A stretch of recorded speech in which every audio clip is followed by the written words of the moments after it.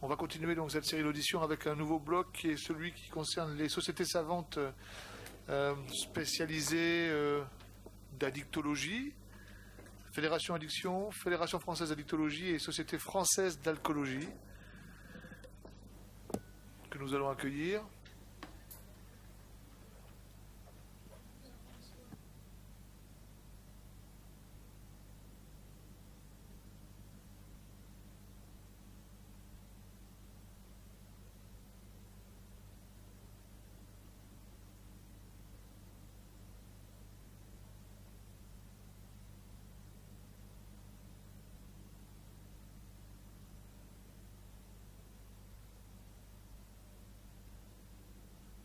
Bonjour, messieurs. Bonjour. Merci. Il nous manque Qu'est-ce qu'il nous manque Docteur Aknin, qui doit être par là? D'accord. Vous le voyez. Merci, Docteur Aknin, de nous rejoindre et de bavarder après. Venez bavarder avec nous, Docteur Aknin. Ah. Bien. Bonjour. Bien, nous enchaînons donc avec une nouvelle série d'auditions, comme je l'ai dit, avec les sociétés savantes d'addictologie. Nous commençons par 10 minutes chacune, et puis ensuite un temps de questions. On enchaîne les présentations et on fait les questions ensuite. On commence par la Fédération Addiction et le pôle MG Addiction qui est associé. Nous vous écoutons.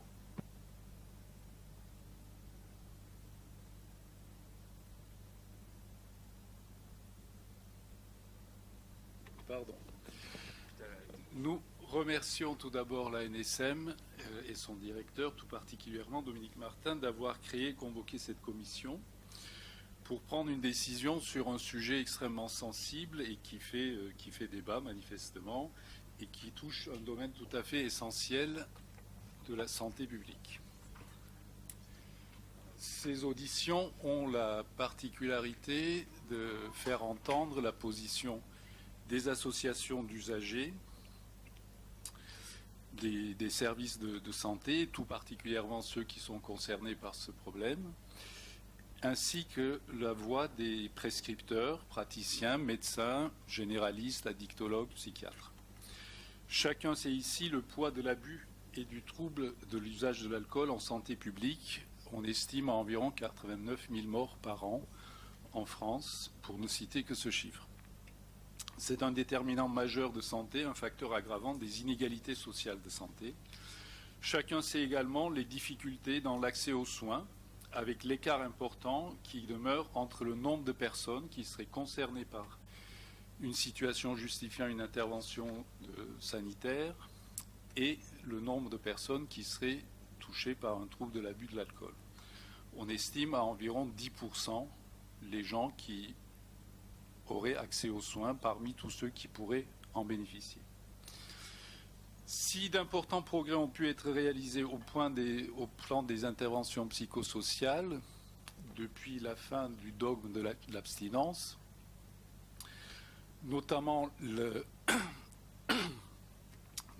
ce qui concerne le repérage précoce et l'intervention brève, les entretiens motivationnels, le développement de programmes comme AlcoChoix Plus, des actions de réduction des risques comme Hangover et de façon plus générale, la possibilité d'orienter les accompagnements thérapeutiques vers la réduction des consommations et la maîtrise des consommations plutôt que l'abstinence complète seule. Les possibilités de traitement médicamenteux restaient limitées. Aussi bien le disulfiram que la camprosate, la naltrexone et même le nalméphène n'ont montré qu'une efficacité limitée et n'ont guère suscité l'intérêt ni des patients ni de la plupart des prescripteurs. C'est dans ce contexte que le sujet concernant, même les controverses concernant le baclofène prennent place et le baclofène emporte un succès certain auprès des patients et auprès de nombre de prescripteurs. La Fédération Addiction a soutenu très activement la mise en place de la recommandation temporaire d'utilisation du baclofène il y a plusieurs années déjà, notamment à travers un communiqué intitulé « Baclofène assez tergiversé ». Il était en effet impossible aux professionnels du soin de ne pas répondre à l'attente des patients qui confirmaient que le prétendu déni des alcooliques était bien souvent le résultat d'une offre de soins restrictive orientée vers l'abstinence exclusivement. Le baclofène, connu de longue date en neurologie, bénéficiait effectivement de données encourageantes dans le domaine des addictions, notamment à la cocaïne et à l'alcool, du fait de son action GABA-B. Il restait à établir sa sécurité d'emploi avec les posologies parfois élevées nécessaires pour certains patients et à confirmer son efficacité. Alors, on passe à la partie donc analyse des études. Actuellement, l'efficacité du baclofène en tant que clinicien nous semble établie. Les dernières méta-analyses confirmant l'impression clinique plutôt favorable des cliniciens adhérents à la Fédération Addiction. Cependant, le débat sur le rapport bénéfice-risque des dosages élevés n'est pas clos. Les cliniciens observent qu'une posologie réduite ne répond pas à toutes les situations cliniques, comme l'a montré l'expérience des médecins dans le cadre de la RTU révisée qui limitait la posologie à 80 mg par jour, qui a pu entraîner des difficultés pour certains patients, de l'angoisse bien sûr, mais aussi de la perte d'efficacité. Ainsi, nombre de prescripteurs ont refusé d'appliquer la RTU révisée à leurs patients, qui étaient bien équilibrés à des posologies supérieures à 80 mg par jour, afin de ne pas leur faire courir le risque d'une réalcoolisation. La plupart des pharmaciens, d'ailleurs, ont accepté d'honorer ces prescriptions hors RTU. Les données de sécurité qui ont amené le CSST de l'ANSM à rendre un avis défavorable ne peuvent être éludées, bien sûr, mais doivent, selon nous, être mises en perspective avec ces avancées cliniques face à un véritable fléau. Et donc là, on a quelques études à l'appui. Bon, je ne vais pas tout développer parce que vous les connaissez. L'étude notamment multicentrique de BRAA à 3 bras, un bras à faible dose, forte dose et placebo, qui, je n'ai pas dit la phrase d'avant, les données de sécurité du CSST qui ont été amenées à rendre un avis défavorable. Et donc l'étude qui va dans le même sens, c'est l'étude de BRAA, qui n'a pas montré de supériorité pour les doses élevées, absence d'efficacité dans les 3 bras. Le critère principal étant le délai de première rechute, mais en revanche, une plus grande fréquence d'événements indésirables. En revanche, l'étude de Miller, donc l'étude Backlad, l'étude allemande, va dans l'autre sens puisque elle est plutôt favorable à l'efficacité du baclofène avec une supériorité des hautes doses par rapport au placebo sur le critère donc, de nombre de jours cumulés d'abstinence sur une période de 12 semaines et avec une très bonne tolérance. Quant aux études françaises, Baclovil et Alpadir, elles mettent en évidence de leur côté une efficacité modérée avec une réduction donc, de 11 grammes par jour de la consommation d'alcool à 6 mois pour Baclovil et de 6 grammes par jour pour Alpadir. Mais les deux confirment cependant leur action, enfin l'action du baclofène sur la réduction du crévine. Quant à l'étude OBAD, étude française aussi, menée dans plusieurs services des pathologies auprès de 202 patients alcoolodépendants, elle montre tout d'abord un taux de perte de vue de 30%, et sur l'efficacité, sur 103 patients traités par baclofène pendant 12 mois, 77 donc, ont pu diminuer leur consommation et aboutir à une consommation à faible risque, avec y compris 55 cas d'abstinence, donc d'arrêt de la consommation sur ces 103 patients, avec quand même 30% des patients qui avaient des posologies supérieures à 80 mg par jour, sans aucun effet indésirable grave, ni aucun décès signalé. Et comme c'était pour beaucoup des patients cirrhotiques, il est à noter que la fonction hépatique s'est améliorée pour les 103 patients étudiés. Enfin, l'étude du professeur Van den Briek de l'Université d'Amsterdam qui a récemment présenté les résultats de sa méta-analyse et qui seront prochainement publiées. Les données recensées donc, dans les études colligées indiquent que l'effet bénéfique du baclofène est surtout porté par les études sur les faibles doses et que les effets indésirables surviennent surtout avec les dosages élevés. Sa conclusion est donc que le rapport bénéfice-risque est positif pour les faibles doses et négatif pour les fortes. Selon lui, cela devrait conduire à n'utiliser le baclofène qu'en deuxième intention et à réserver les fortes doses aux plus gros buveurs. Et il y a une prochaine étude prévue pour les personnes consommant au moins 14 verres par jour dans le cadre de prescriptions assurées par des services spécialisés. Alors on passe aux questions de l'ANSM. Donc, pour en venir précisément aux questions de l'ANSM, première question, compte tenu des données disponibles, êtes-vous favorable à son utilisation, à l'utilisation du baclofène dans le traitement des patients alcoolodépendants? L'étude de Chéniaud et collaborateurs montre qu'environ 200 000 personnes ont débuté un traitement par baclofène en France entre 2007 et 2013, avec dans 60% des cas une primo-prescription par des médecins généralistes en ville, comme on dit, ce qui concerne environ 9 000 médecins généralistes différents. Nous considérons que c'est une avancée tout à fait considérable dans l'accès aux soins dans un champ qui, jusqu'alors, était dominé par un prétendu déni qu'on attribuait aux patients. D'autre part, la méta-analyse du professeur Van den Brink, que Xavier vient de citer, rejoint l'avis des prescripteurs, des praticiens de la Fédération Addiction, quant à l'efficacité de ce médicament dans un domaine où les ressources thérapeutiques sont particulièrement faibles. Donc, notre réponse à cette première question est oui. Deuxième question, concernant le profil des patients traités ou répondeurs, nous considérons que ce médicament s'adresse surtout à des situations de dépendance sévère et de haut niveau de consommation d'alcool. Troisième question, gamme des doses quotidiennes à retenir.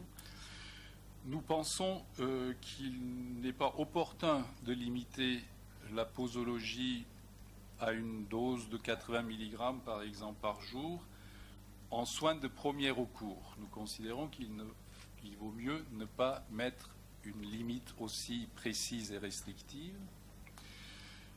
Il nous semble important que la posologie soit déterminée, la posologie optimum soit déterminée en fonction des bénéfices et des risques au cas par cas pour chaque patient et à chaque moment du parcours de soins. On pourrait retenir une dose maximale à ne pas dépasser qui serait de l'ordre de 300 mg par jour. Quatrième question, l'objectif thérapeutique à atteindre. Il semble que l'objectif le plus pertinent soit la réduction de la consommation d'alcool, qui pourrait être estimée en termes de grammes d'alcool consommés sur une période donnée, et le nombre de jours de consommation massive sur une période donnée aussi. Dernière question, les précautions d'emploi. Il est nécessaire que ce médicament soit prescrit à dose progressive, que les prises soient fractionnées et en particulier qu'elles soient réparties en fonction des habitudes de consommation d'alcool des patients et des moments où ils ressentent les plus grandes difficultés vis-à-vis de leur attirance pour l'alcool, le craving. L'information la plus large possible des patients est une donnée importante à respecter, ainsi que la surveillance rapprochée des effets secondaires éventuels. Le cadre de la prise en charge, nous souhaitons qu'un avis collégial faisant intervenir l'avis d'un addictologue soit demandé devant chaque situation complexe, plutôt que par rapport à une notion de posologie journalière. Situation complexe, que ce soit au plan psychosocial ou même psychiatrique, avec la possibilité, la proposition aux patients d'une prise en charge, d'un accompagnement spécialisé dans le dispositif spécialisé qui s'adresse aux addictions. Alors, en effet, la difficulté du maniement de ce traitement... Pardon ? Très vite, oui, très vite. Ouais, il nous reste 1 minute, là, c'est ça ? Même pas ? Bon, d'accord, on va aller très vite alors. La difficulté du maniement de ce traitement est liée aux effets secondaires et aux risques d'événements indésirables, en particulier en cas de dose élevée. Pour la pallier, il convient, donc c'est les propositions qui sont faites sur la diapo, de former les médecins généralistes de ville afin de s'appuyer sur leurs compétences et leur expertise pour assurer ces prescriptions qu'ils assurent aujourd'hui en majorité face à un problème à haute prévalence. La possibilité d'orienter vers la structure spécialisée en addictologie, XAPA, service d'addictologie pour les cas complexes, comme l'a dit Aram, ou pour les cas justifiant un suivi transdisciplinaire en ambulatoire ou en résidentiel, sur le CTR ou les communautés thérapeutiques, devra aussi être favorisé. Enfin, le baclofen est un excellent outil d'accès aux soins.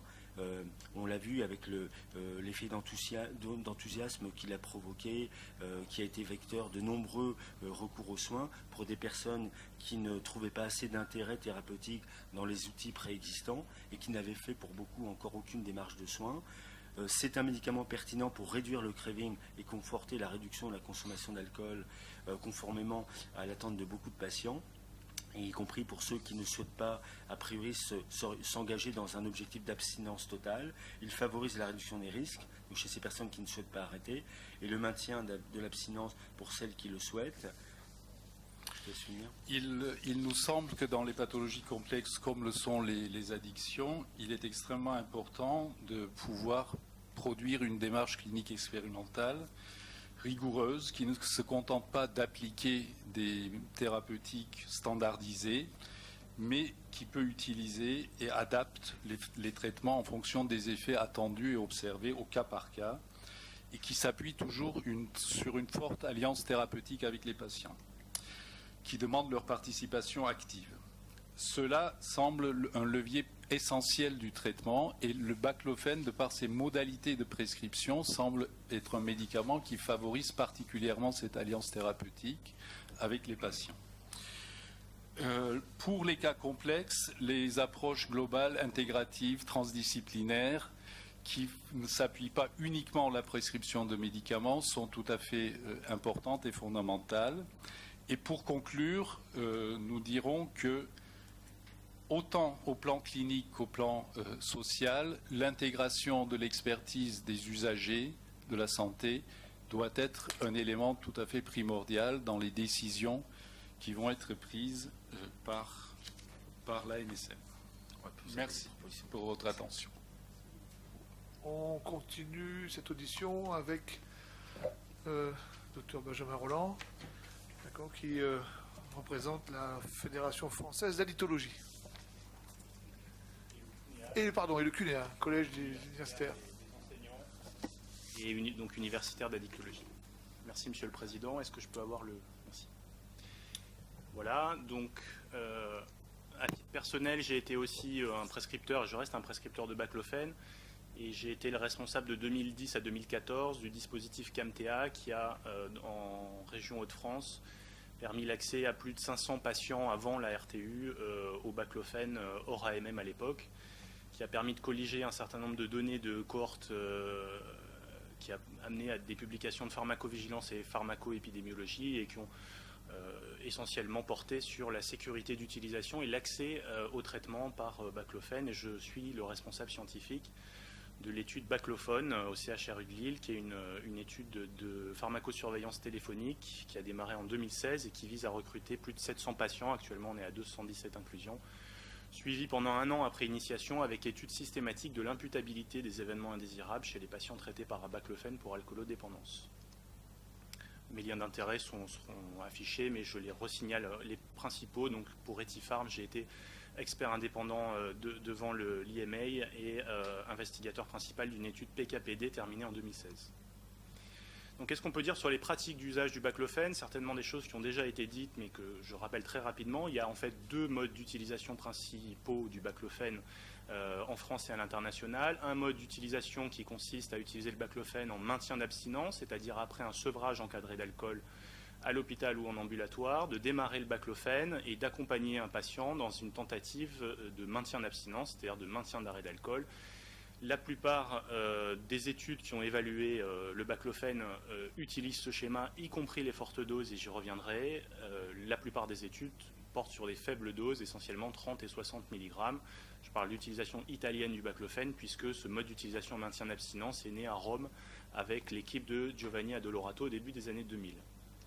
La particularité française de l'utilisation du baclofène, c'est de l'utiliser en réduction de consommation, donc chez les patients qui sont encore consommateurs d'alcool et souvent forts consommateurs d'alcool, et d'utiliser des posologies de baclofène qui sont variables, qui sont adaptées aux patients, je vais y revenir juste après, et qui peuvent parfois, mais pas toujours, monter à des doses. Alors 300 mg a été la dose maximale de la RTU, de ancienne mouture, mais il est arrivé, il y a des publications observationnelles qui ont rapporté des utilisations au-delà de cette limite de 300 mg par jour.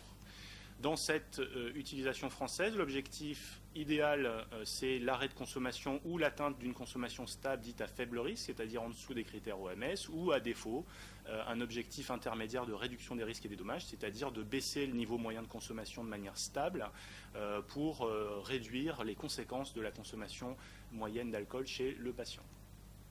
Donc, dans cette utilisation française, la dose de baclofène est une équation permanente entre le niveau d'alcool actuel du patient, le niveau de craving actuel du patient, et puis la tolérance globale, c'est-à-dire les effets secondaires. Et en fonction des situations et des trajectoires individuelles du patient, la dose peut varier de faible dose à très forte dose selon les patients et chez un même patient selon les périodes.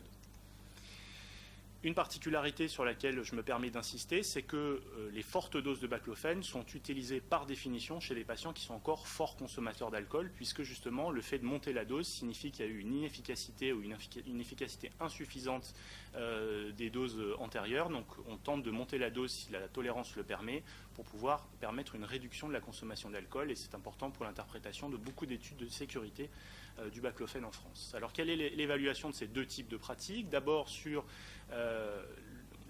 l'utilisation en maintien d'abstinence. Donc Xavier Atnin et son collègue mentionnaient l'étude qui est publiée de l'équipe de Van den Brink, qui vient d'être publiée dans la revue européenne neuropsychopharmacologie et qui montre effectivement une efficacité faible mais significative des différentes études qui ont porté sur les faibles doses. Alors il faut signaler qu'il y a une autre méta-analyse qui vient d'être publiée qui est négative mais qui n'a pas sélectionné les mêmes études, on pourra en discuter. Je me permets de signaler qu'il y a donc des études négatives sur les faibles doses. C'est exactement la même situation que pour des traitements qui ont déjà l'AMM en France, comme l'acamprosate ou la naltrexone. Il y a des études négatives, il y a des études positives, et il y a des méta-analyses qui montrent parfois un effet positif. Des méta-analyses en maintien d'abstinence de la naltrexone sont très souvent négatives, et pourtant l'AMM a été donnée à la naltrexone en maintien d'abstinence. Sur les hautes doses, effectivement, pas d'efficacité démontrée, mais la position de la FFA et du CUNEA là-dessus est que les études jusqu'à présent publiées qui ont porté sur les hautes doses ont utilisé des protocoles d'augmentation de dose rigides avec l'objectif d'atteindre une dose maximale imposée, ce qui a entraîné de nombreux drop-outs et de nombreux patients qui n'ont pas atteint les doses maximales. Par exemple, dans l'étude de BERAA, qui est une étude négative, sur les 51 patients du groupe 150 mg par jour, seuls 9, si on regarde les données précisément, ont atteint la dose maximale de 150 mg. Et notre interprétation de ça, c'est que les patients devaient atteindre cette dose en 6 semaines, ce qui est très court, et ce qui les exposait à une tolérance réduite du baclofène. Et comme on l'a vu, l'objectif, ce n'est pas forcément de monter tous les patients à une même dose, c'est d'accompagner un patient à son rythme vers la dose qui est la plus appropriée en fonction de l'équation dont je parlais tout à l'heure. Donc, notre conclusion, c'est que jusqu'à présent, en l'état des données publiées sur les études haute dose, aucune étude n'a étudié précisément l'utilisation française adaptée aux patients, et c'est ce qu'on signalait avec des collègues marseillaises plutôt dans une lettre récente en réponse dans European Neuropsychopharmacology, c'est-à-dire que l'utilisation de protocoles rigides de dose expose, donc dans les études, pas dans la vraie vie, expose davantage les patients à des problèmes de sécurité et donc à des problèmes éthiques, ne reproduisent pas les pratiques cliniques françaises qui n'utilisent que parfois des fortes doses, ça a été montré dans les données de la CNAM-TS, n'avaient pas un objectif de réduction de consommation. Et donc, on fait l'analogie avec les traitements de substitution, qui est une analogie partielle et qui vaut ce qu'elle vaut et qui a des limites. Mais si aujourd'hui, des auteurs publiaient des études où tous les patients devaient monter à 300 mg de méthadone, beaucoup de gens diraient que ce seraient des études forcément inefficaces et dangereuses qui entraîneraient des effets secondaires chez les patients. Et on peut peut-être se poser la même question sur le baclofène, et la question se pose pour les faibles doses également. Donc, il n'y a pas de dose unique idéale, et ça reflète une importante hétérogénéité clinique vis-à-vis de l'exposition au baclofène. Cette hétérogénéité, elle a été montrée assez bien par les études de Nicolas Simon à Marseille sur les aspects PK, donc pharmacocinétiques, et qui a montré que des patients avec des doses chroniques similaires de baclofène avaient des concentrations sanguines de baclofène qui étaient très différentes, donc ce qui reflétait une hétérogénéité clinique rien que sur l'aspect PK. Il y a d'autres aspects qui sont moins connus, mais très probablement aussi vecteurs d'hétérogénéité clinique, comme par exemple le passage de la barrière hémato-encéphalique. On sait qu'il est globalement mauvais pour le baclofène, mais peut-être qu'il y a des variations entre les patients pour tout un tas de raisons biologiques et environnementales. De la même façon, on sait qu'il y a des polymorphismes génétiques sur les récepteurs GABA-B qui sont très peu explorés et qui pourraient expliquer des différences d'effet du baclofène majeures entre les patients. Et puis également l'exposition aux autres substances GABAergiques qui pourraient venir perturber et qui très vraisemblablement perturbent le système GABAergique et donc la réponse au baclofène chez des patients qui prennent de l'alcool, qui prennent parfois d'autres substances GABAergiques comme les benzodiazépines. Sur la question rapidement de la dangerosité des hautes doses, donc je pense que c'est à peu près acquis, un consensuel sur le fait que l'utilisation de hautes doses de baclofène expose à davantage d'événements indésirables et peut-être des événements indésirables plus sévères. On avait montré sur la cohorte CAMTA que lorsqu'on augmente les doses de baclofène, le risque de développer un épisode de sédation majeure est significativement plus important chez des patients, c'est ce qui est marqué AWAC là, qui sont encore forts consommateurs d'alcool, alors qu'il n'y a pas de surrisque lorsqu'on atteint des fortes doses chez des patients qui ne sont plus consommateurs d'alcool. Donc très probablement qu'il y a un cocktail baclofène, haute dose de baclofène, haute dose d'alcool, plus haute dose d'autres psychotropes qui vient concourir à représenter un risque de sécurité pour les patients.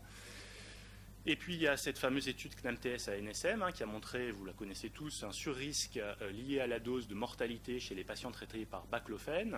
Le problème des données de la CNAMTS et donc de cette étude, c'est que d'abord, on ne connaît pas les consommations d'alcool des patients. Or, l'utilisation française du baclofène, en particulier à forte dose, consiste à utiliser le baclofène justement à forte dose quand les patients sont encore à très forte consommation d'alcool.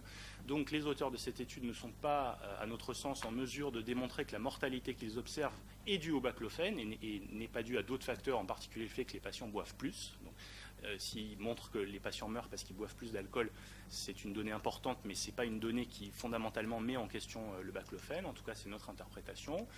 Et puis, même si ces données sont statistiquement significatives, en fait, elles portent sur des faibles nombres d'essais. Alors, les décès sont des décès toujours tragiques, mais sur le nombre de patients concernés, ça reste des nombres de décès très faibles. Et on se pose la question de la significativité clinique de ce nombre de décès dans cette étude.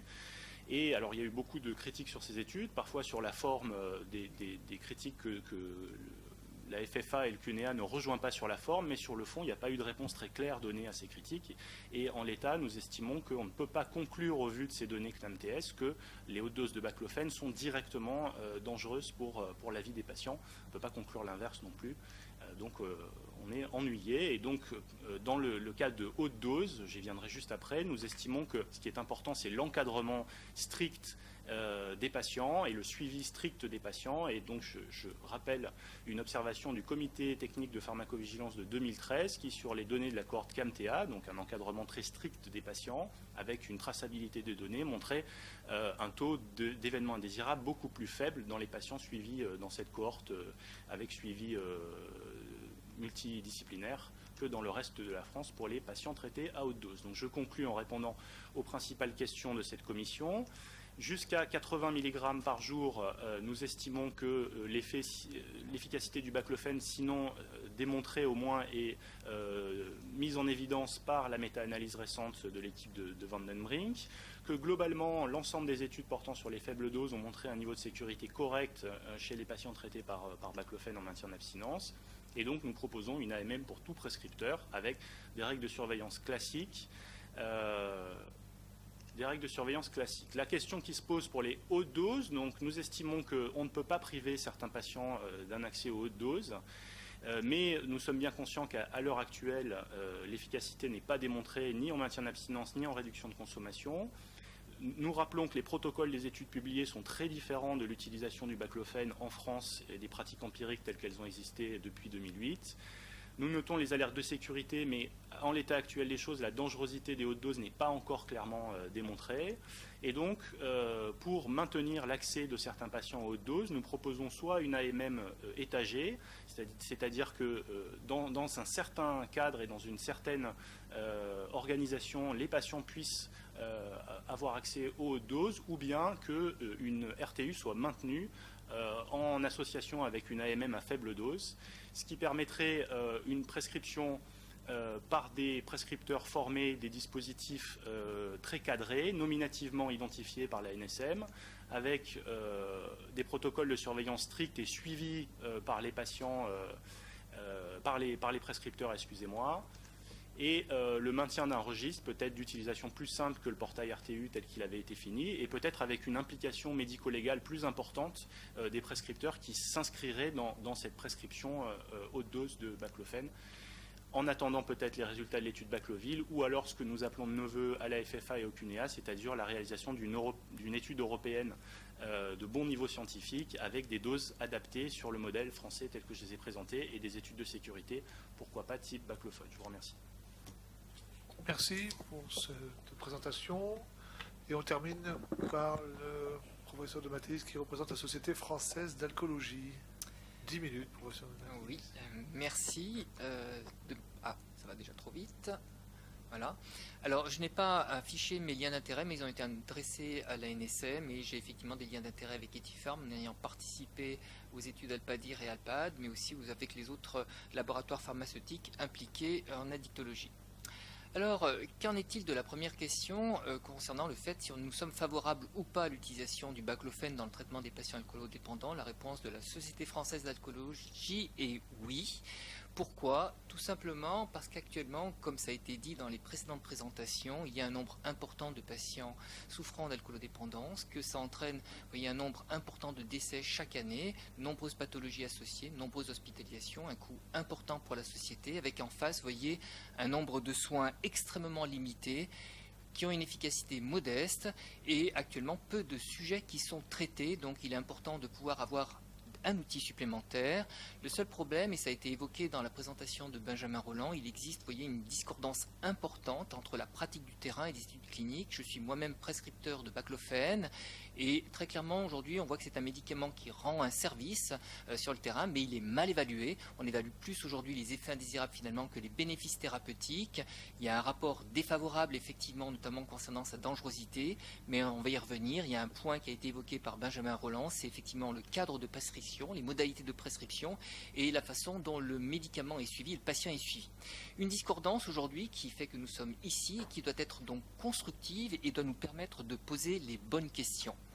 Alors, quel profil de patient traité, qui serait répondeur? Alors aujourd'hui, c'est difficile de répondre, nous n'avons pas les critères. Alors comme ça a été évoqué dans les précédentes présentations, bien entendu, une forme plutôt sévère. On attend effectivement d'avoir un bénéfice supplémentaire. Comme vous le savez, il est évident que les conséquences sont associées à la dose qui est consommée. Il est évident que lorsque nous sommes chez des patients à des très hauts risques ou à haut risque, eh bien c'est chez ces patients que nous attendons finalement un bénéfice supérieur d'une prescription de baclofène et dans ce cas-là, effectivement, plutôt en deuxième intention. Et finalement, c'est aussi chez ces patients que l'on voit dans les autres études concernant la camprosate, l'oxybate, encore le naltrexone ou nalméphène, où on a finalement donc des effets plus importants lorsque nous sommes dans des consommations plus élevées. Et c'était l'analyse de sous-groupe dans l'étude Alpadir qui montrait aussi cette tendance d'un effet supérieur sur les patients avec des risques élevés de consommation. Alors, quel objectif thérapeutique à atteindre? Il a été évoqué. Bien entendu, d'abord, c'est un projet thérapeutique qui est défini avec le patient. C'est bien entendu lui permettre de restaurer le contrôle comportemental et diminuer les conséquences qui, on a dit, sont liées, bien entendu, à la consommation d'alcool. Et alors, soit une réduction de consommation, permettre au patient d'arriver à une consommation contrôlée, dite à faible risque, ou le maintien de l'abstinence après un sevrage rapide ou progressif, et donc finalement on voit que la réduction de consommation peut atteindre cet objectif. Mais voyez que finalement, lorsqu'on regarde cette diapositive, lorsqu'on parle de consommation, ce n'est qu'un aspect, c'est la partie émergée de l'iceberg. Vous voyez que la conduite addictive, eh bien, ce n'est que la partie que l'on voit et qu'il existe de manière sous-jacente de nombreuses choses qui nécessitent d'être évaluées. Et là, c'est un des problèmes actuellement dans la clinique, c'est une évaluation insuffisante des patients. Et si l'on considère finalement toute cette dimension finalement psychologiques, psychiatriques, les troubles co-occurrents, que ce soit donc les vulnérabilités sous-jacentes, les polyconsommations, les modalités de fonctionnement du sujet, ses routines comportementales et toute la dimension socio-environnementale, il est évident que tous ces aspects ne sont pas forcément pris systématiquement en charge, et donc ça sera plutôt, vous voyez, dans ce contexte-là, un médicament de deuxième intention si on considère que ce sont les patients les plus sévères qui combinent toutes ces problématiques qui nécessitent du coup une évaluation plus précise de la part d'un spécialiste. Alors, la gamme de doses quotidiennes à retenir, donc comme on l'a dit, la dose, elle est personnalisée et on vous montre cette première partie du graphique avec une titration qui est personnalisée. Car nous le savons, les patients, très clairement, si on va trop vite, ils ont des effets indésirables et lorsqu'on augmente beaucoup plus progressivement, en faisant des paliers plus longs, en justement réévaluant systématiquement les effets indésirables, lorsqu'on attend un peu plus longtemps, eh bien, on s'aperçoit que ces effets s'atténuent. Non seulement la titration qui est propre à chaque patient, mais aussi la dose, il n'est pas forcément nécessaire d'aller très haut. Là aussi, c'est la clinique qui prime, c'est la clinique qui permet de définir la vitesse de titration, mais aussi la dose, vous voyez, qui peut être fluctuante dans le temps, tout à fait rediminuée, mais aussi la durée personnalisée. Là aussi, il n'y a pas de durée donc de traitement. Ça a été évoqué pour les traitements de substitution aux opiacés.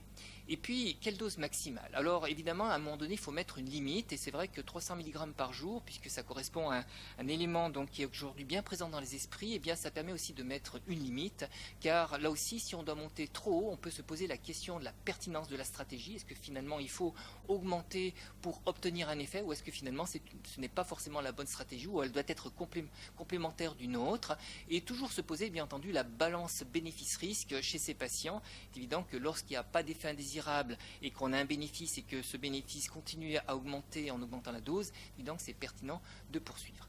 Alors vous voyez que j'évoquais les similitudes avec les traitements par agonistes opioïdergiques.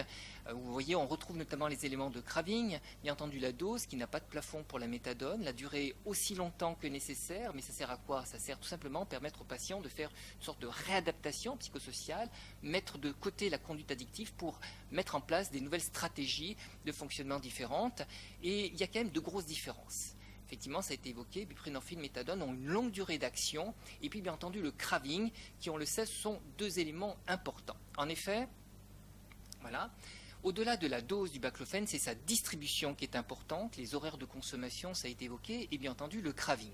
Pourquoi c'est important? Eh bien, on regarde sur ce graphique, on voit que la durée d'action et la demi-vie donc du baclofène est courte comparativement au traitement par agoniste opioïdergique, avec un effet pic qui survient entre 30 et 60 minutes et une durée d'action, vous voyez, qui au bout de quelques heures s'achève avec une demi-vie de 3-4 heures. Ce qui veut dire que votre craving étant fluctuant, il y a une dynamique. On a des patients d'ailleurs qui ont un craving de fin de journée, des consommations de fin de journée. Il n'est pas nécessaire de mettre du baclofène le matin, par exemple. Au contraire, de le cibler exactement au moment où le patient en a besoin. C'est donc une distribution de la dose qui est personnalisée. C'est une véritable pharmacologie comportementale. Et à partir du moment où on fait une distribution ciblée, eh bien, ça permet de réduire les doses quotidiennes et donc les effets indésirables. Par contre, il est évident que si vous ciblez en fin de journée, vous risquez d'avoir des effets indésirables. Il faut les rechercher, le sommeil par exemple, les cauchemars, mais les apnées du sommeil bien entendu, qui peuvent favoriser là aussi les difficultés du patient et entraîner des problèmes avec les consommations d'alcool, mais aussi avec le baclofène. Finalement, cette gamme de doses quotidiennes à retenir, eh bien, on l'avait déjà évoqué dans les recommandations des bonnes pratiques que la SFA avait publiées en 2015, où on indiquait, comme vous le voyez, donc il peut être nécessaire d'utiliser des doses élevées avec une personnalisation du traitement concernant la dose à atteindre progressivement et sa répartition dans la journée en fonction du craving. Et là, on est donc, vous voyez que c'est vraiment de la médecine personnalisée, le bon médicament au bon moment à la bonne personne, et bien entendu, en deuxième intention, lorsque effectivement on avait essayé les autres médicaments. Alors, les précautions d'emploi, on l'a évoqué, la titration progressive adaptée à chaque patient. Il est évident que là aussi, il faut réévaluer systématiquement, bien entendu, la présence d'effets indésirables. Et bien entendu, il est évident que lorsqu'il existe des polyconsommations, on voit que c'est quand même une situation très fréquente maintenant. Les comorbidités psychiatriques qui représentent un facteur d'instabilité et le risque du coup d'avoir soit, on le sait, donc des éléments d'aggravation de la pathologie psychiatrique ou des passages à l'acte, avec notamment des surconsommations de manière compulsive. Les comorbidités somatiques qui peuvent impacter bien entendu sur les effets du médicament, mais aussi bien entendu sur tout ce qui est sa pharmacocinétique. Et vous voyez qu'il y avait beaucoup de contre-indications dans la première RTU. En fait, finalement, ce sont des situations qui sont très fréquentes chez nos patients, d'autant plus quand ils sont sévères. C'est donc plus des précautions d'emploi finalement que des contre-indications. Et la raison supplémentaire pour les patients les plus sévères de les confier aux addictologues, et d'où l'importance d'un cadre de prescription et de suivi. Comme ça a été dit, quel cadre de prise en charge et le profil des prescripteurs? Eh bien, on a vu que finalement, entre 0,80 mg, les choses sont plutôt sûres, on va dire, ou moins à risque, et dans ce cas-là, tout médecin, mais avec un guide de prescription, car clairement, actuellement, le médicament n'est pas prescrit de manière adaptée. J'en ai régulièrement des exemples en consultation, et au-delà de 80 mg, car nous savons que sur les patients les plus sévères, cette dose sera insuffisante. La possibilité d'augmenter jusqu'à 300 mg, vous voyez que j'ai indiqué les addictologues, mais avec la possibilité dans certains cas d'aller au-delà en fonction bien entendu de la réponse et de la balance bénéfice-risque. Mais bien entendu à condition qu'il y ait un véritable guide de prescription, un guide de suivi avec une surveillance rapprochée, hebdomadaire lors de la phase de titration, mensuelle lors de la phase de stabilisation ou plus rapprochée en cas de vulnérabilité et à tout moment si besoin. La délivrance fractionnée, nous le savons, est une stratégie qui est efficace. Elle est appliquée justement dans les traitements de substitution aux opiacés. Vous voyez qu'on peut tout à fait l'appliquer aussi chez les patients qui sont à risque d'instabilité et notamment avec ces risques de prise compulsive. Et on sait qu'on peut mettre en place, y compris des infirmières à domicile, dans certains cas, de faire des délivrances encore plus restreintes pour les patients les plus à risque. Une carte patient avec les contacts des professionnels, l'implication de l'entourage, le travail en réseau, ça c'est très important, en impliquant notamment les pharmaciens, mais aussi, vous voyez, les associations de patients. Et il est vraiment nécessaire aujourd'hui d'avoir une évaluation nationale de cette balance bénéfice-risque en vraie vie, c'est-à-dire à la fois l'efficacité et les effets indésirables. Et pour conclure, eh bien, vous voyez qu'il est aujourd'hui indispensable de faire converger finalement l'expérience du terrain et la science. La France, vous voyez, est le pays qui a la plus grande expérience du terrain. Il faut donc en faire bénéficier les patients, car véritablement nous avons peu d'outils. Le baclofène aujourd'hui rend un véritable service, mais à condition de redéfinir le cadre, évaluer les pratiques. Et puis bien entendu, nous appelons à la Société française d'alcoolologie une étude, bien entendu clinique, appropriée, qui prend en compte toutes les particularités qui ont été présentées actuellement. Merci. Merci beaucoup pour la tenue du temps. On passe donc aux questions avec Pascal Dugas qui commence. Bonjour. Je voudrais savoir quel a été l'impact a priori de la diminution de la dose de la RTU en termes pratiques dans la vie quotidienne. Je pense si vous avez un chiffrage du nombre de patients qui ont dû effectivement baisser les doses, ceux pour lesquels vous avez maintenu des doses élevées, et l'impact en termes pour les patients de récupération du médicament en ville. Y a-t-il eu aussi des refus des caisses de sécurité sociale dans les optiques de doses élevées? Enfin voilà, tous les retours que vous avez pu avoir.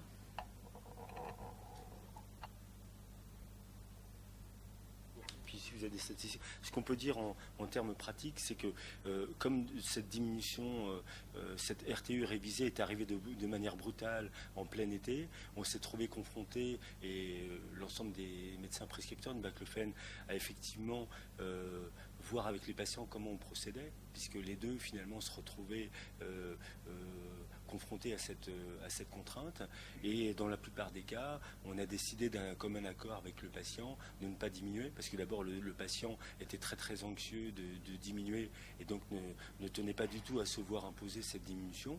Et donc dans la grande majorité des cas, moi-même dans ma pratique, mais beaucoup de prescripteurs donc ont décidé de continuer aux doses qui fonctionnaient bien. Et ce qu'on a fait, c'est que on a effectivement contacté le pharmacien, parce que des pharmaciens pouvaient être en difficulté, éventuellement par des consignes qui étaient données par les médecins conseils ou éventuellement par l'inspecteur de la pharmacie. Un certain nombre de pharmaciens en avaient, et en règle générale, un coup de téléphone préalable aux pharmaciens permettait de s'entendre, parce que il y a eu en revanche, et ça c'est un peu différent de la substitution, des patients qui ont pu aller voir d'autres pharmaciens avec qui on n'était pas habitué à travailler et qui effectivement ont fait des réponses très diverses. Ça allait du refus aux commentaires très désobligeants sur l'ordonnance et ça a pu amener effectivement une certaine cacophonie. Mais ensuite, avec la pratique, les choses se sont réglées en renforçant l'alliance, le travail en binôme médecin-pharmacien.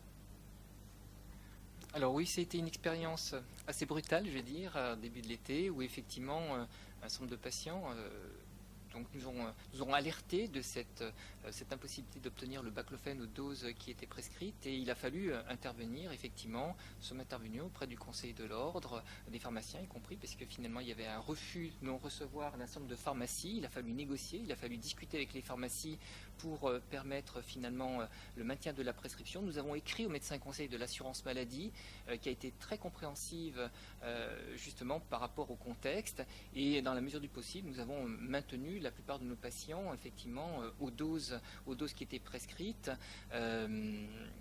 Ça a été un peu acrobatique, je ne vous le cache pas, à certains moments. Il a fallu pour certains changer de pharmacie ou faire des prescriptions, une partie sur une pharmacie sur une autre, parce qu'effectivement les premiers jours il y a eu beaucoup de cacophonie, avec des messages délivrés par les pharmacies qui avaient pris au pied de la lettre le rapport qui avait été publié en leur disant vous allez mourir. Et effectivement, beaucoup de patients sont parfois venus donc en me disant mais la dose que vous me prescrivez va me tuer. Donc il y a eu beaucoup de peur, il y a eu beaucoup d'incompréhension effectivement sur le terrain.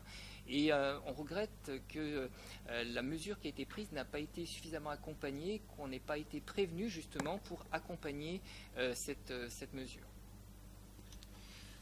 Alors, moi, je n'ai pas de chiffres nationaux à vous donner. Par contre, sur l'étude baclophone, où on a un rythme d'inclusion d'environ 5 à 10 patients par mois, on avait ce rythme d'inclusion jusqu'en juillet 2017, qui est revenu à la normale là, depuis la fin d'année et début d'année 2018. La décision, enfin en tout cas suite à la publication de la limitation de la dose à 80 mg, il y a eu un arrêt complet des inclusions pendant 6 mois, quasiment jusqu'à la fin de l'année, puisque tout médecin préalablement enregistré peut inclure dans cette étude. Donc on a une cinquantaine de médecins généralistes, addictologues, qui incluent dans cette étude, et il y a eu un gel des inclusions qu'on a interprété comme un gel des initiations de traitement. Et ça ne répond pas directement à votre question, mais le problème des hautes doses actuellement, et donc s'il y a une porte ouverte qui est laissée par la décision de la NSM, c'est que ça a créé un double lien, parce qu'il y a eu cette étude de sécurité qui montre une surmortalité chez les patients à forte dose, et d'un autre côté, la NSM a communiqué après en disant les prescriptions hors AMM sont permises et les prescripteurs font ce qu'ils veulent. Mais quand vous prescrivez hors AMM, vous devez justifier de la balance bénéfice-risque. Or, si vous prescrivez à un patient 200 mg de baclofène parce que vous estimez que la balance bénéfice-risque est favorable et que votre patient meurt et que la famille porte plainte, un juge, qu'est-ce qu'il va faire ? Il va dire, mais attendez, il y a une étude de l'agence du médicament qui a limité les doses maximales parce que c'était associé à une surmortalité, et vous avez prescrit quand même au-delà. Donc on n'est plus du tout dans une prescription hors AMM normale. On est dans une prescription post-RTU, avec une levée de la RTU par l'agence du médicament en raison d'une étude qui aurait montré une surmortalité. Donc ça gèle complètement une prescription au-delà de 80 mg, et on peut comprendre les prescripteurs. Alors aujourd'hui, les choses se sont bien calmées sur le terrain, mais il n'empêche que sur les ordonnances, lorsqu'on est au-dessus de 80 mg, on rajoute systématiquement la mention qu'on a bien indiqué effectivement cette dose-là et qu'on en prend la responsabilité.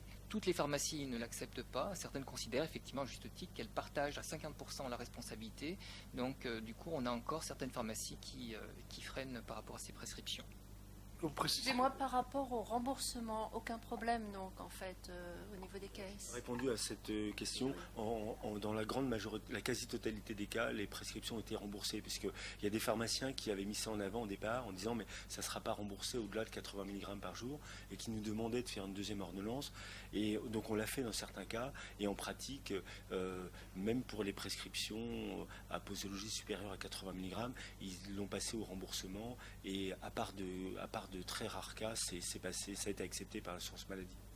Il a quand même été précisé, pour compléter ces données-là, il me semble dans l'étude CNAM, que 80% des patients se situent dans des posologies inférieures à 75 mg. Alors c'est vrai qu'on a quand même un biais de recrutement, puisqu'on est dans une structure CHU où on nous adresse les patients les plus complexes, et donc forcément les faibles doses pour nous c'est pas fréquent. C'est une raison pour justifier de dispositifs encadrée de prescription au dosage, puisqu'on voit bien que ça concerne une faible minorité des patients. D'accord. Hélène Pollard? Alors, on n'entend plus. Ce matin, on nous a dit qu'environ un tiers des patients ne répondaient pas au baclofène. Et là, on n'entend plus du tout parler de ces patients. Moi, je voudrais savoir ce que vous préconisez. À partir de quand arrête-t-on, par exemple, de prescrire du baclofène à un patient? Quand est-ce qu'on voit qu'il ne répond pas? À quelle dose? Enfin, quelle est la marche à suivre sur ce type de patient résistant? En pratique, donc ça c'est vraiment de la pratique clinique, il y a des patients qui ne répondent pas effectivement au baclofène malgré une titration progressive, malgré l'adaptation effectivement de la posologie aux habitudes de consommation du patient. Ça c'est quelque chose de très important qui fait que le patient évidemment devient acteur, et c'est tout à fait original et lié au baclofène. Il y a des patients qui malgré ça, alors soit ils vont avoir trop d'effets indésirables, trop de somnolence par exemple, et puis ils jettent l'éponge d'eux-mêmes. Bon, ben, on en prend acte à ce moment-là et puis on passe à un autre traitement. Soit effectivement malgré la montée des doses bien au-delà de 80 mg, on n'a aucun déclic, ça peut se produire. Donc dans ces cas-là, on fait le constat, médecin et patient, de l'inefficacité du traitement, et on arrête le traitement, parce qu'on travaille quand même en tant que bon praticien, et c'est une question de bon sens. Ben, le délai, c'est celui, si vous voulez, de la montée progressive des doses. On a coutume de dire qu'il faut à peu près 3 mois pour obtenir le palier thérapeutique, puisqu'en règle générale, on augmente d'un comprimé tous les 3 jours. Donc, si vous voulez, il faut quand même plusieurs semaines avant d'atteindre la dose qui puisse avoir une efficacité pour le patient. Alors, notre expérience, c'est, au-delà, bien entendu, comme vous l'avez compris, de la dose, c'est sa répartition. Là aussi, l'important, c'est d'une évaluation précise du patient, sa façon de fonctionner, les moments de consommation, les moments de craving, les routines comportementales qui sont extrêmement importantes. Et donc, on va, du coup, adapter donc, le traitement, sa dose, finalement, quotidienne, mais sa distribution, et tout en évaluant systématiquement la balance bénéfice-risque. Il est évident que si, effectivement, il apparaît des effets indésirables, ça ne sert à rien d'augmenter, on n'aura pas de bénéfice, on aura des effets indésirables. Par contre, si effectivement on a une efficacité mais qui reste modérée, il faut toujours se poser la question si finalement il n'y a pas des éléments supplémentaires qui favorisent le maintien des consommations, s'il n'y a pas d'autres consommations aussi, s'il n'y a pas une comorbidité psychiatrique sous-jacente, et bien entendu les routines comportementales qui sont extrêmement fortes chez certains patients, avec des consommations inscrites dans des automatismes comportementaux très importants, et c'est l'ensemble à chaque fois qu'il faut évaluer. Donc au-delà de prescrire, c'est pour ça que faire une simple croissance posologique ne suffit pas, c'est à chaque fois le tout, et c'est ce qu'on disait, donc pour des patients qui nécessitent une évaluation beaucoup plus complète. Oui, je parle. Juste pour répondre aussi, mais c'est à peu près pareil, je pense qu'on ne peut pas répondre à votre question, parce que, mais je vais répondre quand même, je vais essayer. D'abord, la nature de la relation entre un patient et un médecin, c'est une relation contractuelle, et les principes de la médecine moderne, c'est d'accompagner le patient, de l'informer, et c'est lui qui prend sa décision. D'accord? Donc, finalement, c'est le patient qui répond à votre question. C'est les patients qui disent au bout d'un mois, 6 mois, 1 an, ben, ça ne marche pas, j'arrête. Voilà. Là où le médecin a son mot à dire, c'est s'il estime que malgré le souhait du patient de continuer, le fait de continuer l'expose à un risque, en augmentant les posologies sans arrêt, en continuant le traitement alors que clairement il y a des effets secondaires qui mettent le patient en danger et donc qui engagent la responsabilité du prescripteur. Donc c'est un peu, on va dire, une équation complexe où la primauté, c'est la décision du patient bien éclairée, bien informée, et donc c'est lui qui fait son choix de continuer, d'augmenter, de diminuer le traitement ou de passer à un autre traitement. Et puis il y a des balises que le médecin ne doit pas franchir quand la sécurité du patient est en jeu, même si le patient veut continuer le traitement. Je ne sais pas si c'est une réponse claire. Dans ma pratique, j'ai plusieurs exemples en tête de patients que nous avions adressés avec de fortes doses de baclofène, et en gros on nous les adressait pour poursuivre l'augmentation. Et en fait, finalement, non seulement nous n'avons pas poursuivi l'augmentation, mais au contraire, nous avons diminué et redistribué au bon moment, et les patients avaient beaucoup moins d'effets indésirables, et ça marchait beaucoup mieux. Donc là, à un moment donné, ça ne sert à rien de mettre du baclofène du matin au soir, bien cibler les moments où effectivement ça paraît opportun, parce que la pharmacocinétique du baclofène est comme ça, et on ne peut pas effectivement être efficace uniquement en anesthésiant le patient avec de fortes doses. Bien ciblé, et ça marche quand même beaucoup mieux. Puis, le traitement ne se résume pas à la pharmacologie, à la pharmacothérapie. Mais le fait d'initier une relation sur la base d'une molécule autour de laquelle on peut échanger très finement avec les patients et démontrer notre engagement et susciter leur propre engagement dans le traitement, nous permet ensuite beaucoup plus facilement d'utiliser d'autres moyens thérapeutiques, principalement psychothérapeutiques. Je voulais juste rebondir sur ce qui avait été dit, notamment par le docteur Benjamin Rolland, avec des propositions d'encadrement, avec différents niveaux d'encadrement. Donc il a été dit que, dans l'analyse des données, que effectivement le baclofen montrerait une efficacité, mais plutôt pour les doses à moins de 80 mg pour l'instant. Ailleurs, ils ne le montrent pas, ça ne veut pas dire qu'il n'y a pas, mais en tout cas, ils n'ont pas été montrés. Mais dans le cas du maintien d'abstinence, ce qui n'est pas la demande d'AMM du laboratoire, qui est une réduction de consommation. Donc c'est une autre, c'est pas le même critère d'évaluation, juste pour que ce soit bien clair, je le répète à chaque fois, mais c'est important qu'on parle tous de la même chose, parce que nous, on a un dossier à juger, et donc ça c'est une première chose. Et je voulais savoir justement quel type d'encadrement on pouvait imaginer, justement, mais de manière très claire, précise, qui puisse être réalisable, y compris d'un point de vue réglementaire. Comme vous le savez, on ne peut pas forcément dire que certains médecins généralistes et pas d'autres pourraient prescrire, c'est pas aussi simple que ça, ils ont le même diplôme d'études supérieures, etc. etc. Donc d'un point de vue faisabilité, est-ce que vous avez des choses très précises à proposer ? Alors sur la question de la réduction de consommation, à ma connaissance, il n'y a aucune étude dont l'objectif principal est publié était la réduction de consommation dans l'alcoolodépendance. Il y a l'étude Bacloville qui n'est pas encore publiée. Donc dans la littérature actuelle, il n'y a aucune étude qui montre ou qui ne montre pas l'efficacité du baclofen dans la réduction de consommation. C'est malheureux, mais c'est un fait. L'indication de l'AMM, on vous en informe. On vous en informe. Je ne connaissais pas cette demande, mais c'est important de le savoir. Bien sûr. Après, sur la question de l'encadrement, parce qu'il y a la question de la sécurité des patients, de la protocolisation et du recueil de données. À mon avis, l'expérience du dispositif CAMTEA, à mon sens, a été une réussite en ça, de montrer qu'à partir du moment où on fait l'effort y compris d'un point de vue réglementaire. Comme vous le savez, on ne peut pas forcément dire que certains médecins généralistes et pas d'autres pourraient prescrire, c'est pas aussi simple que ça, ils ont le même diplôme d'études supérieures, etc. etc. Donc d'un point de vue faisabilité, est-ce que vous avez des choses très précises à proposer ? Alors sur la question de la réduction de consommation, à ma connaissance, il n'y a aucune étude dont l'objectif principal est publié était la réduction de consommation dans l'alcoolodépendance. Il y a l'étude Bacloville qui n'est pas encore publiée. Donc dans la littérature actuelle, il n'y a aucune étude qui montre ou qui ne montre pas l'efficacité du baclofen dans la réduction de consommation. C'est malheureux, mais c'est un fait. L'indication de l'AMM, on vous en informe. On vous en informe. Je ne connaissais pas cette demande, mais c'est important de le savoir. Bien sûr. Après, sur la question de l'encadrement, parce qu'il y a la question de la sécurité des patients, de la protocolisation et du recueil de données.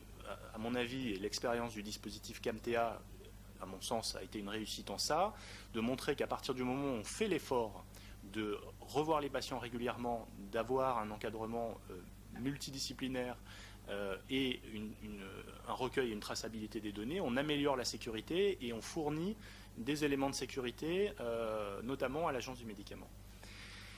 La question qui va se poser, c'est est-ce que les généralistes peuvent faire partie de tels dispositifs ? Voilà. Ça, c'est pas forcément à nous de répondre à cette question. Moi, je pense qu'il ne faut pas forcément fermer la porte, mais par contre, il faut qu'à un moment donné, quand un médecin s'engage dans une prescription haute dose, il s'engage aussi avec tout le package, c'est-à-dire avec le fait de revoir le patient très régulièrement, de ne pas faire une ordonnance pour 3 mois et on ne fait rien après. Je ne dis pas qu'il n'y a que les généralistes qui font ça, loin, c'est pas ce que je veux dire. Et de colliger des données, et tout ce qui était demandé dans la RTU et qui n'a pas été fait. Sauf que la RTU a été mise en place pour une prescription nationale sans restriction de prescripteurs. Là, ce qu'on propose, ce sont des dispositifs limités pour des patients limités, pour un nombre de patients limité. Donc ça n'a absolument rien à voir.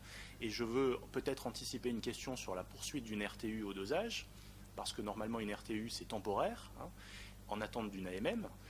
Mais je pense qu'il y a beaucoup de RTU hors addictologie qui concernent des spécialités qui n'auront jamais d'extension d'AMM. La RTU sur le méthotrexate, enfin, je ne suis pas spécialiste, la RTU sur l'Avastin, la RTU sur le Circadin, à ma connaissance, les laboratoires n'ont pas demandé d'extension d'AMM. Donc il y a eu des RTU qui ont été mis en place. Et qu'est-ce qui va devenir de ces RTU dans 3 ans? Probablement qu'elles seront reconduites. Donc, à mon avis, une RTU ou alors une AMM étagée, c'est peut-être une solution pour maintenir un accès au dosage très encadré à certains patients avec alcoolodépendance. Merci. Oui. L'encadrement par rapport au dosage, moi je pense qu'il faut aussi mettre en avant le renforcement de l'articulation à opérer entre le médecin généraliste et l'EXAPA. Parce que, à la différence quand même des TSO, il y a quand même un grand nombre de XAPA qui, ces derniers mois, ont développé la prescription du baclofène, ce qui n'était pas forcément évident au départ.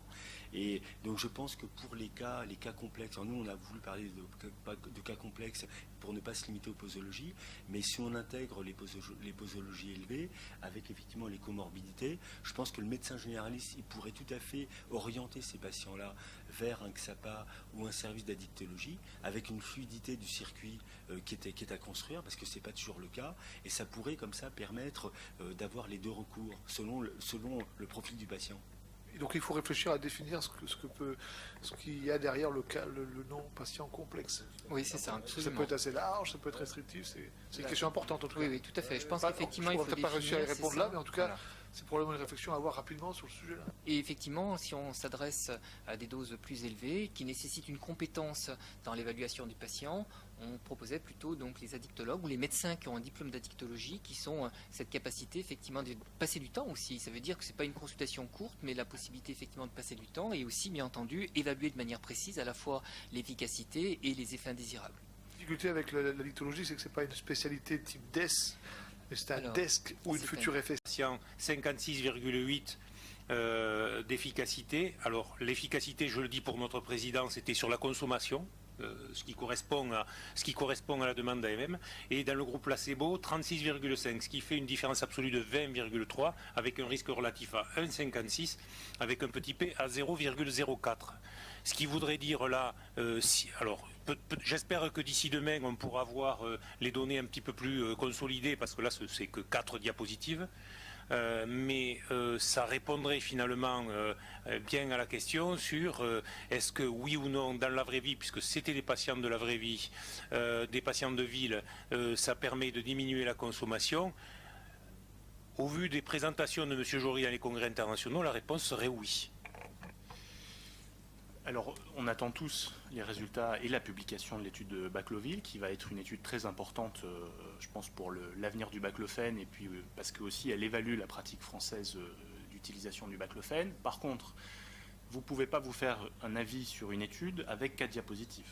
D'accord ? Si vous voulez avoir un avis, on va dire, sérieux sur une étude, il faut la lire 3-4 fois, il faut vous poser plein de questions, il faut aller rechercher des détails, et parfois c'est au bout de la 3e ou 4e lecture que vous commencez à avoir un avis. D'accord ? Si on veut vraiment être sérieux et avoir une analyse fine, donc il faut d'abord qu'il y ait un papier publié, ce qui est attendu depuis un certain temps. Donc on espère qu'il va vite arriver, mais pour l'instant, à ma connaissance, cette étude n'est pas encore publiée. Et une fois qu'il y aura des publications, il faudra aller dans le détail des publications pour voir tout un tas de choses. Évidemment, les tailles des faits, la significativité, les perdus de vue, la manière dont la levée d'aveugle a été gérée, tout un tas de choses qui, pour l'instant, sont à peine abordées dans les présentations de Philippe Jory. Alors ça ne veut pas dire que ça ne va pas être abordé en détail dans une publication, mais en l'état, moi, et je ne peux pas parler pour mes collègues, mais on n'est pas en mesure de dire que l'étude Bacloville répond aux questions ou n'y répond pas. On ne sait pas. Alors effectivement, c'est vrai que dans les prescriptions, on l'utilise de cette façon en pratique clinique, aussi bien pour les réductions de consommation que pour le maintien de l'abstinence. Et c'est vrai que pour les patients qui étaient, pour certains demandeurs de réduction de consommation, certains arrivent à l'abstinence, puisque la réduction de consommation peut permettre d'arriver à l'abstinence. Mais c'est vrai qu'aujourd'hui, on manque de données et nous attendons avec impatience les données de M. Jory. Très bien. Muriel Grégoire, et puis après on s'arrête. Oui, je comprends plus tout en fait. C'est vrai qu'on a l'impression d'être. Enfin, je voulais juste vous poser la question. Vous êtes plutôt pour l'usage du baclofène, si je comprends bien ou pas, et surtout dans quelle mesure. Alors si j'entends bien, c'est à haut dosage. Ça doit être dans un peut-être service spécialisé ou surspécialisé, et donc petit dosage, 80 mg. Je suis toujours très surpris de 80 mg parce que des fois les patients on les arrêtait à 3 fois 3. par jour, donc ça faisait 9, c'est 90, mais bon. Et puis parfois on montait, parce que j'avais sûrement l'ancienne façon de faire qui était plutôt 3 fois par jour. Voilà, enfin c'est une question sur le... Voilà, je sais pas si vous avez compris ma question, parce que j'avoue que j'ai l'impression d'avoir des... Les gens ont envie de la même chose, mais je sais pas. Peut-être des questions de personnes, j'essaie de comprendre.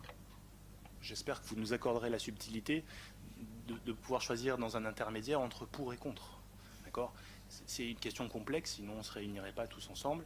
Et donc, il y a l'intérêt des patients, il y a l'état des connaissances qui est, comme je pense ça a été dit, très parcellaire en l'état. Et donc, il faut essayer de proposer des choses. Et les intervenants là à la table proposent. Après, c'est pas nous qui décidons. D'accord ?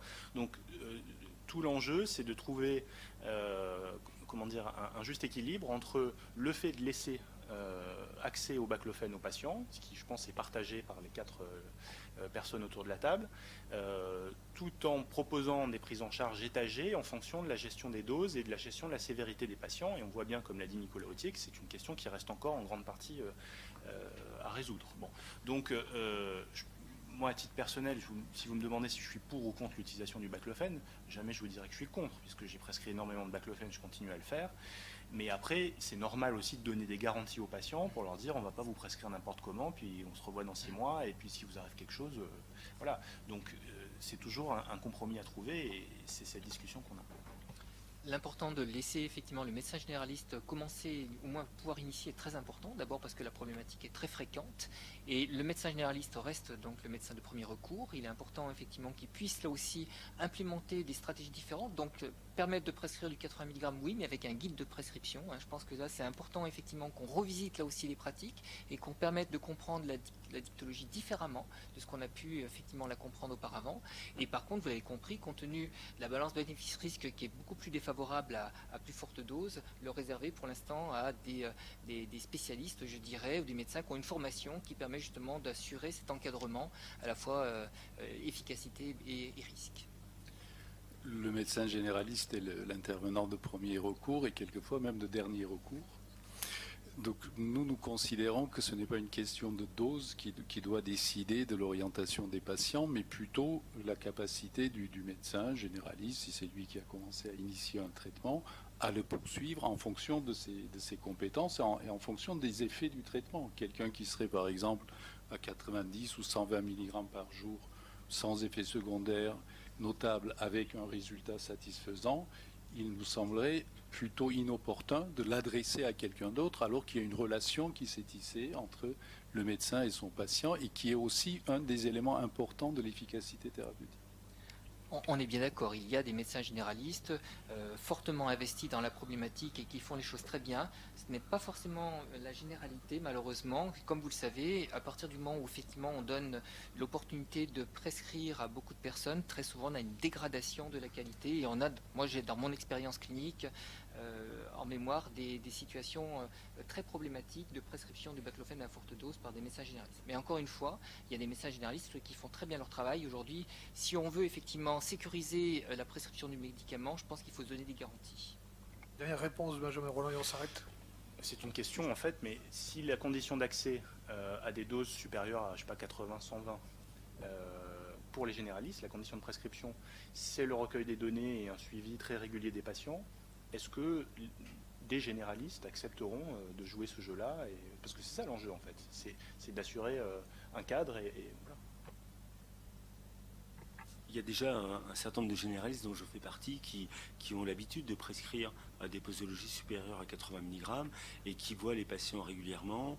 Mais c'est vrai qu'ils peuvent quand même être mis en difficulté parce qu'on a parlé des comorbidités, il y a la fragilité de certains patients. Et là, il faut quand même, parce que nous, on milite pour ça aussi dans le domaine des opiacés, donc c'est un peu la même problématique pour l'alcool. Il faut qu'il puisse avoir un soutien en cas de comorbidité psychiatrique, de patients qui est désocialisé, qui a plus de difficultés que les autres. Il faut qu'il puisse y avoir un lien avec le XAPA, les services d'addictologie qui soient établis, qui puissent adresser son patient, qui puisse y avoir un suivi conjoint. Et là aujourd'hui, dans le domaine du traitement du baclofen, ça fonctionne pas encore. Ça, il y a des XAPA et des médecins généralistes qui fonctionnent encore trop en parallèle.